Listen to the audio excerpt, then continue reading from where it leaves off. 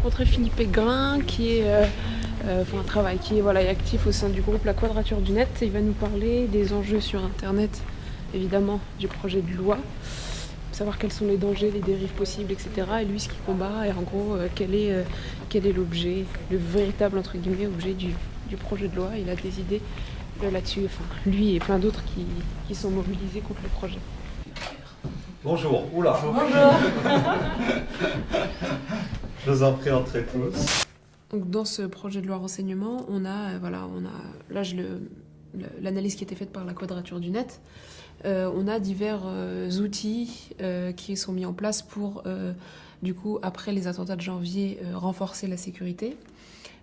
Pour vous, parmi ces outils-là qui sont proposés, géolocalisation, sonde, IMSI Catchers, etc., est-ce que vous expliquez clairement ce qu'ils sont et en quoi ils mettent en danger certains droits fondamentaux ? Alors la première chose, malheureusement, c'est de devoir rappeler que bien que sans arrêt ce projet de loi a été vendu par le gouvernement comme une réponse aux attentats terroristes, il est comme un projet antiterroriste. En réalité, le champ d'application du projet de loi est extrêmement vaste. C'est un prétexte. Il recouvre des tas d'autres choses que le terrorisme. Il recouvre les intérêts économiques de la France, les intérêts scientifiques de la France, les intérêts de la politique extérieure de la France.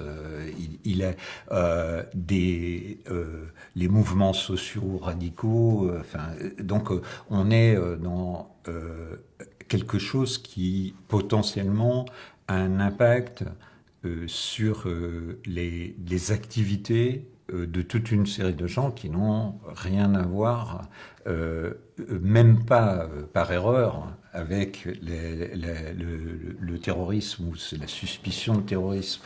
Et je prenais un exemple de, je sais pas, un blogueur indépendant comme vous, qui enquêterait sur, je sais pas, le financement de l'achat par l'Égypte des Rafales.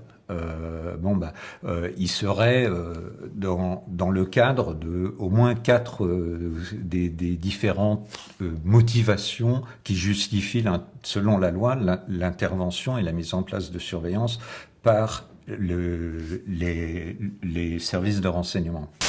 Évidemment, une des préoccupations qu'a la Quadrature du Net et qu'ont aussi les journalistes en général, c'est que des mécanismes de surveillance puissent être utilisés non seulement massivement, mais aussi pour empêcher la divulgation de faits contraires à l'intérêt général, au contraire à la loi même.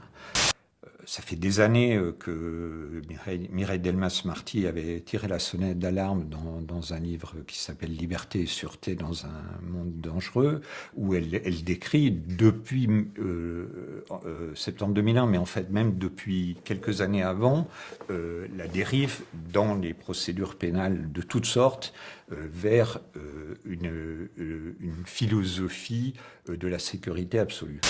Pourquoi ils sont tous d'accord pour répéter, même les gens qui sont hostiles à la loi renseignement, ils disent quand même, c'est l'opinion, c'est ça que l'opinion demande, etc. Mais l'opinion dont ils parlent, c'est le journal de BFM TV et les quelques excités qui viennent dans la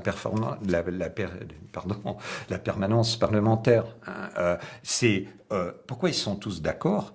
C'est, pour moi, la vraie réponse, elle n'a rien à voir avec tout ça. Elle est l'incapacité totale des politiques à présenter une promesse pas ridicule sur le plan du social, de l'économique, du culturel, de la recherche. Pas ridicule, c'est ce que, finalement, la réponse sociale à la cote, entre guillemets.